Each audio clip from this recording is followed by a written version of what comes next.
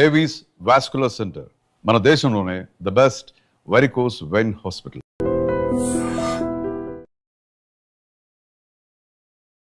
Welcome to I dream media.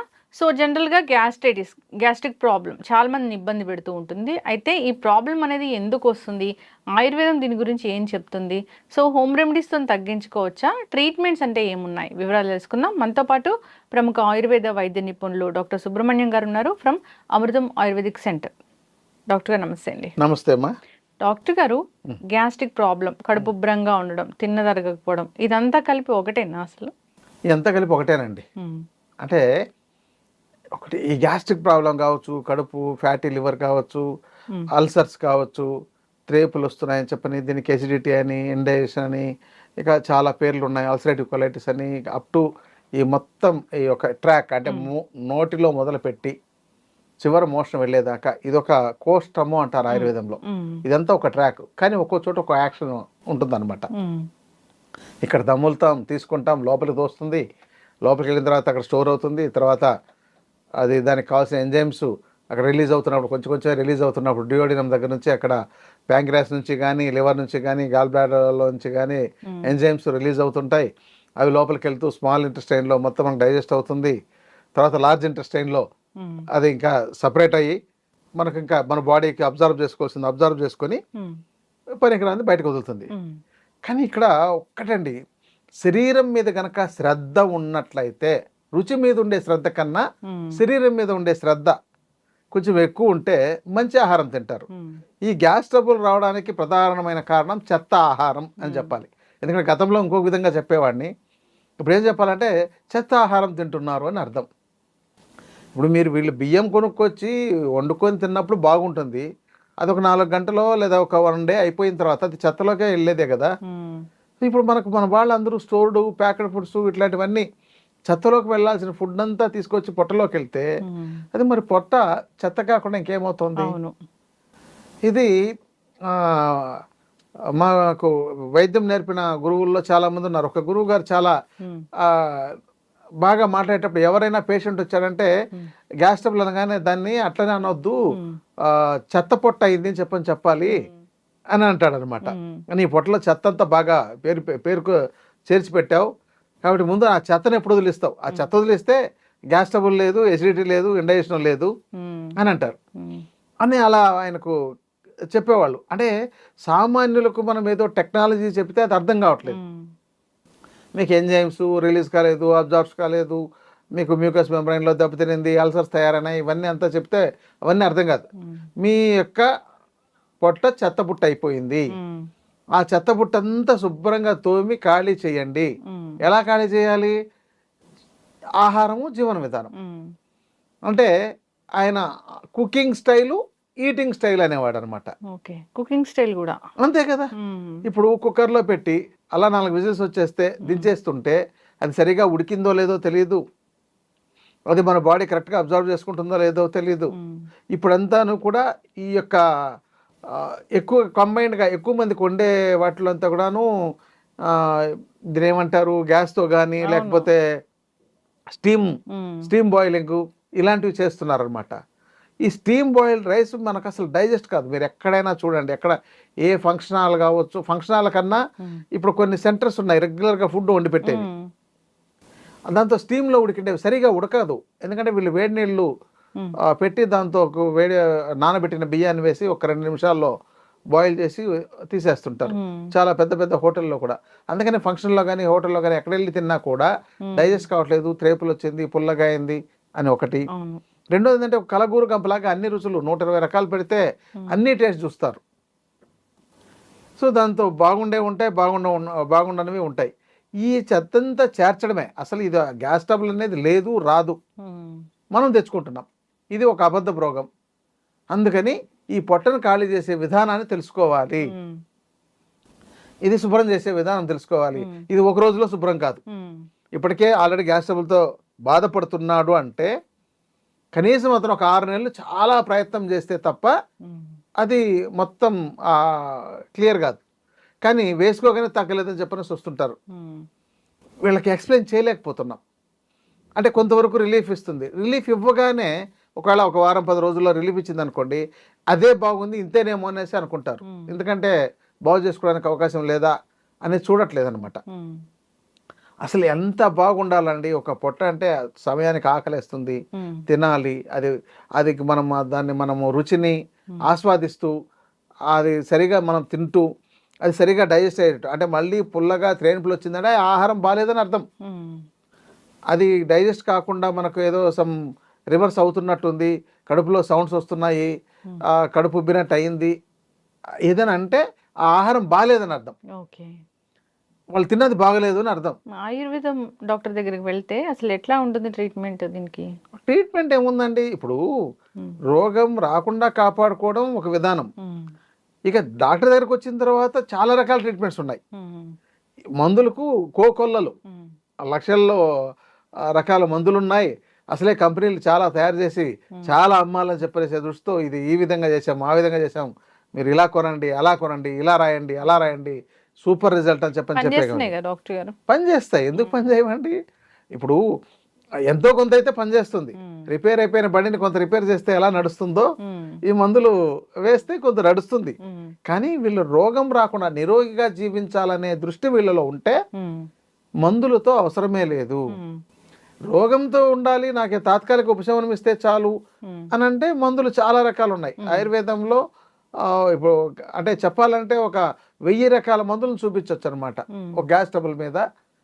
అన్ని కంపెనీలు అన్ని రకాలుగా తయారు చేసినాయి, శాస్త్రం చెప్పింది, మన ఇంట్లో తయారు చేసుకోమని చెప్పింది. గ్రంథాలను కనుక తీసుకున్నట్టయితే ఒక 300-400 రకాల కాంబినేషన్స్ అప్పుడే వాళ్ళు అంటే ఆ తాళపత్ర గ్రంథాల్లోనే అలా రాసి పెట్టారు 300-400 రకాల ఫార్ములాలని. ఇప్పుడు పుస్తకాలు వచ్చాయి, మనం టైప్ చేసుకోవడం ఈజీ కాబట్టి 1,00,000 ఫార్ములాలు తయారు చేసేయచ్చు. అవును. అయితే డాక్టర్ గారు ఇప్పుడు మీ దగ్గరికి వస్తే ఈ గట్ క్లీన్ అనేది ఎలా చేస్తారు అంటే ఆయుర్వేదం పరంగా? అంటే వాళ్ళు వచ్చిన వ్యక్తి మనం చెప్పే ఆహార విధానము, జీవన విధానం ఎలా ఆచరిస్తారు అనే దాన్ని బట్టి ఆధారపడి ఉంటుందండి. లేదండి నేను బయటే ఫీల్డ్లో తిరుగుతున్నాను, మార్కెట్లో తిరిగేది నా ఉద్యోగం, నేను అసలు బయటే తినాలి అని అంటే ఇంక అతను బాగు చేయడం కష్టం. అది లైఫ్ స్టైల్ డిజార్డర్ అయితే. అవును. రెండవది, ఒకవేళ మేము చేస్తామండి కానీ మేము టైంకి తినమని చెప్పని, మన దాంతో చాలా అపోహలు ఉన్నాయండి. ఎలాంటిదంటే స్నానం చేసి పూజ చేసుకున్న తర్వాతే తినాలి అనే ఒక దాంతో చాలా మంది ఉదయం ఉండే పనులన్నీ చేసుకుంటూ 12 గంటలకో 1 గంటకో ఒకవేళ ఆకలిస్తున్నా కూడా టీ కాఫీ తాగేసి ఆకలిని చంపి వీళ్ళు 12-1 గంటకు ఒకేసారి మధ్యాహ్నం లంచ్ చేయడం, రాత్రి ఎప్పుడు 10 గంటలకు పడుకునే ముందు తినడం. ఇప్పుడు మనకు డైజెస్ట్ అయిన తర్వాత మనం పడుకోవాలి అంటే కనీసం 7 గంటల లోపైనా తినగలిగితే వాళ్ళకు 9కో 10కో పడుకుంటే కొంత అప్పటికి కొంత డైజెస్ట్ అయి ఉంటుంది. ఇక ఇలా కాకపోయినప్పుడు మనం పడుకోగానే మన ఎక్స్రేటరీ సిస్టమ్ ప్రారంభమవుతుంది, అంటే మన శరీరాన్ని క్లీన్ చేసే మెకానిజం. కాబట్టి ఈ ఫుడ్ని డైజెస్ట్ చేయలేక ఆ ఇంప్రాపర్ డైజెస్టివ్ ఫుడ్ని మన శరీరం అలాగే అబ్జర్వ్ చేసుకోవడం వల్ల ఆ ఇంప్రాపర్ డైజెస్టివ్ మెటీరియల్ మన బాడీకి సక్రమంగా ఉపయోగపడక ఒక 300 రకాల రోగాలు వస్తున్నాయి. ఒక జాయింట్స్ పెయిన్స్ రావడానికి ప్రధానంగా ఈ ఎసిడిటీ కారణం. ఈ అంటే కీళ్లలో వాపులు వచ్చేసి ఉంటాయి అంటారు చూసారా, కీళ్ల వాతం అని, రుమటాయిడ్ ఆర్థరైటిస్ అంటారు. ఎక్కువ వింటున్నాం డాక్టర్. అంటే ఈ యొక్క irregular foods, irregular life style దీంతోనే వస్తున్నాయండి.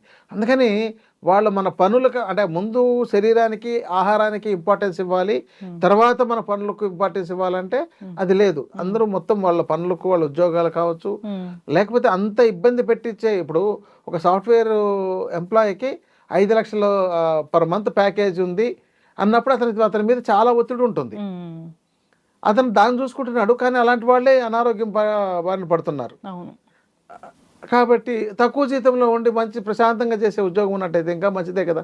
1,00,000 రూపాయలు తీసుకుని ప్రశాంతంగా ఆరోగ్యాన్ని కాపాడుకుంటే అట్లా అది అవ్వని పని డాక్టర్ గారు. అదే అందుకని ఇంకా ఇది మా దగ్గరకు వస్తే పేషెంట్ టు పేషెంట్ వేరియేషన్ ఉంటుందండి. వాళ్ళకున్న కండిషన్ బట్టి, ఏజ్ని బట్టి, వాళ్ళ యొక్క ఫుడ్ లైఫ్ స్టైల్ కాబట్టి వాళ్ళకు. ఇప్పుడు నైట్లో వర్క్ చేస్తామండి, మేము మిడ్ నైట్లో కూడా తింటామనే వాళ్ళు ఉన్నారు. మరి వాళ్ళని ఎలా బాగు చేయాలి?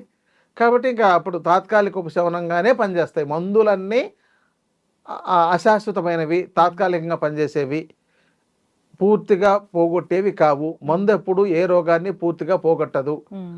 మందు 30% మాత్రమే పనిచేస్తుంది, 70% వాళ్ళ యొక్క ఆహారము జీవన విధానం మీద ఆధారపడి ఉంటుంది. డాక్టర్ గారు ఉపవాసం మంచిది అని చెప్తారు కదా, కానీ గ్యాస్ట్రిక్ ప్రాబ్లం ఉన్న వాళ్ళు ఉపవాసం చేయొచ్చా? చేయకూడదండి. ముందు వీళ్ళ పొట్ట బాగా ఉండే వ్యక్తి, అంటే ఆరోగ్యకరంగా ఉన్నారు, వాళ్ళ జీర్ణ వ్యవస్థ ఆరోగ్యకరంగా ఉంది, ఏ ప్రాబ్లం లేదు అన్న వ్యక్తి ఉపవాసాన్ని రకరకాల పద్ధతులు చేయాలి.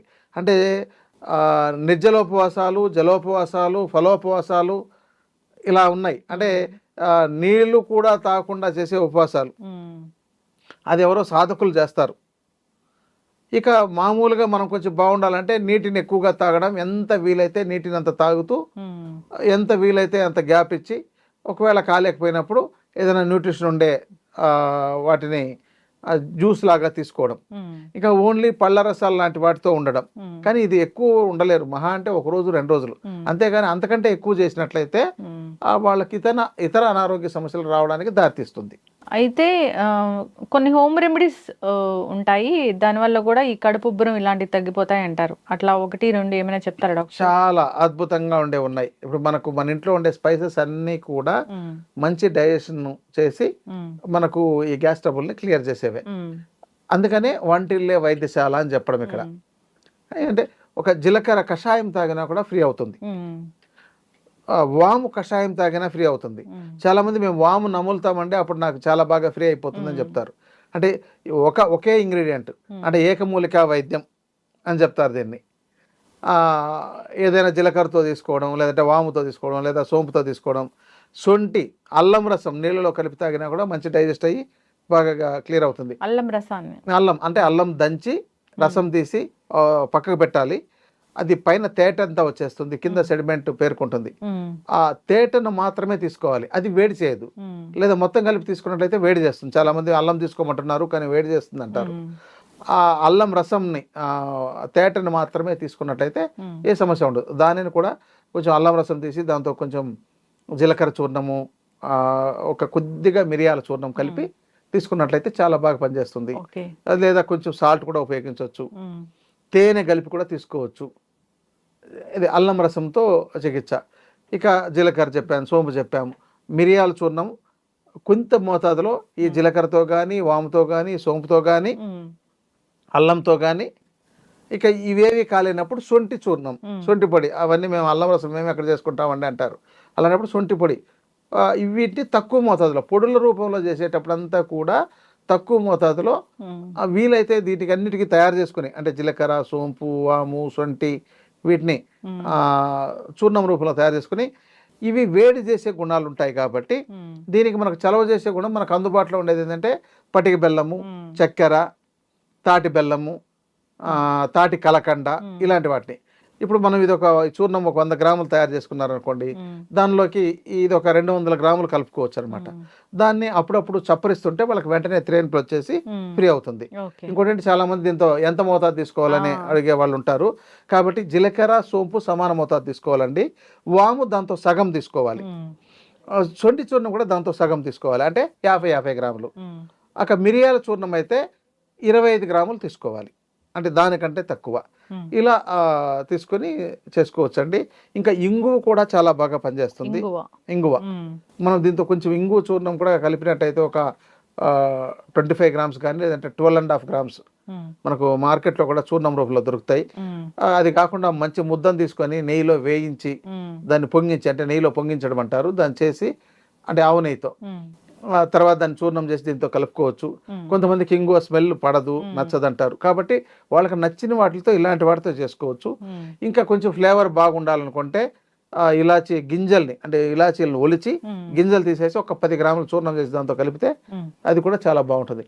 ఇలా ఈ కాంబినేషన్స్ చాలా అండి వాళ్ళ ఇంట్లో హోమ్ రెమెడీగా తయారు చేసుకోవడానికి. ఇప్పుడు ఆయుర్వేదంలో మీ దగ్గరికి ఎవరైనా వస్తే గట్ క్లీన్ చేయడానికి రకరకాల పద్ధతులు చెప్తూ ఉంటారు కదా, ఆయుర్వేదంలో ట్రీట్మెంట్స్ అని ఉంటాయి కదా, అట్లా ఏమైనా ఉంటాయి డాక్టర్? ఉంటాయండి. శోధన చికిత్స అని ఉంటుంది. శోధన చికిత్స అంటే వాళ్ళకి ఏం చేస్తామంటే, ఇలాంటి ప్రాబ్లం ఉండేటప్పుడు ముందు ఇలాంటి చూర్ణాన్ని ఒక 5-6 రోజుల పాటు, లేదంటే టాబ్లెట్ రూపంలో ఉండే వాటిని ఇస్తాం.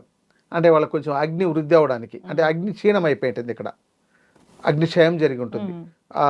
అందుకని వాళ్ళకి కొంచెం పెరగడానికి ఇప్పుడు చిత్రమూలం అని ఉంటుంది.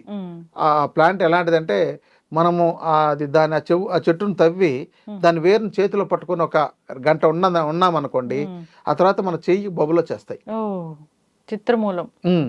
అంతటి అంటే దాంతో ఎర్ర చిత్రమూలం అని ఉంటుంది, తెల్ల చిత్రమూలము, నీలి చిత్రమూలము, ఎర్ర చిత్రమూలము.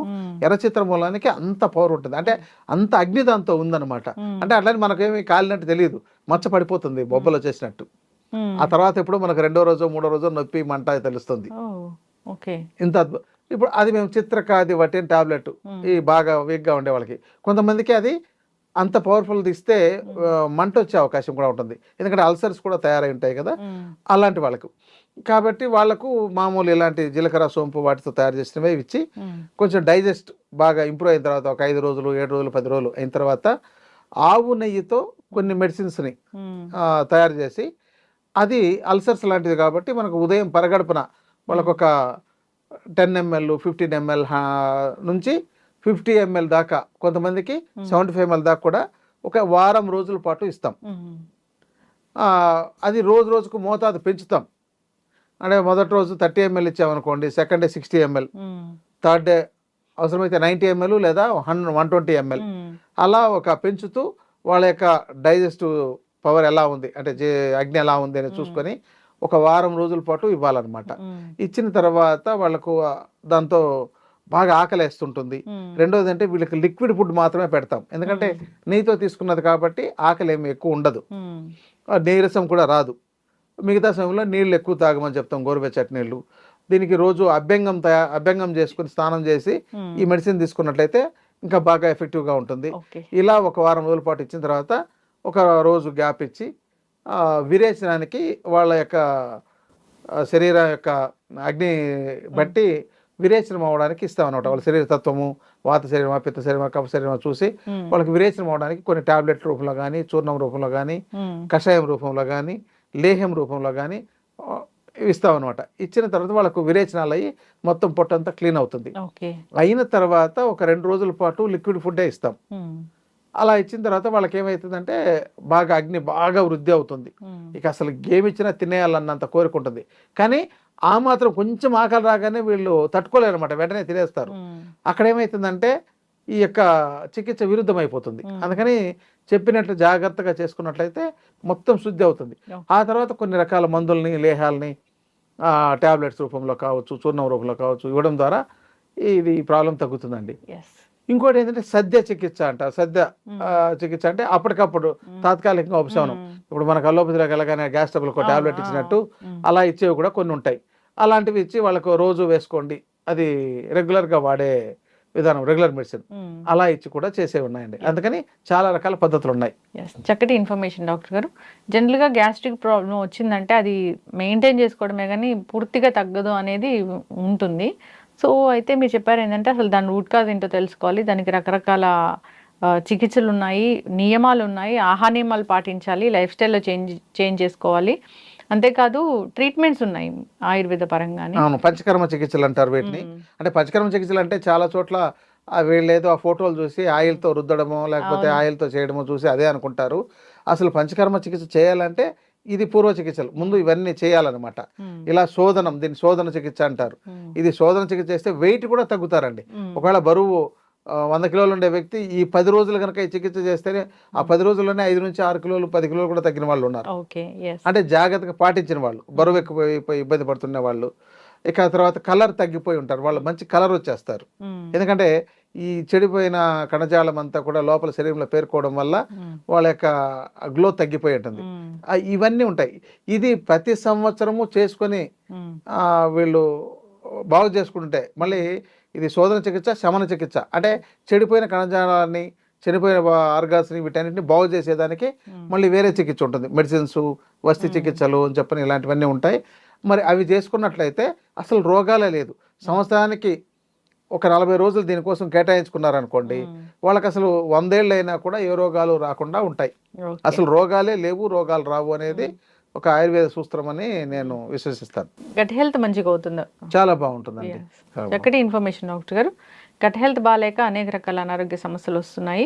ఏ తిన్నా అబ్జర్వ్ అవ్వట్లేదు అంటే విటమిన్ డెఫిషియన్సీ వస్తుంది అంటే మన గట్ సరిగా లేకపోవడమే.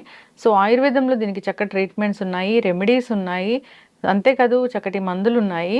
సో ఇబ్బంది పడుతున్న వాళ్ళు కాంటాక్ట్ చేయాలని కోరుకుందాం డాక్టర్ గారు. చాలా చక్కటి ఇన్ఫర్మేషన్. ధన్యవాదాలు. ధన్యవాదాలండి. And for more videos, Please subscribe to iDream. Please subscribe to iDream. Please subscribe iDream. And please subscribe to iDream. For more videos, subscribe to iDream. please like, share, and subscribe to the channel. Congratulations, iDream. Subscribe to iDream. Subscribe to iDream. So subscribe to iDream Media. iDream की iDream team अंदर की huge congratulations. Please subscribe iDream Media. Please subscribe to iDream. Subscribe iDream. Please subscribe to iDream. iDream అంటే నా కళల ఛానల్ను subscribe చేసుకున్నారు. నోరు తిరుగుతలేదు, మీరైతే గంట గుర్తు కొట్టండి. For more such videos, please subscribe to iDream.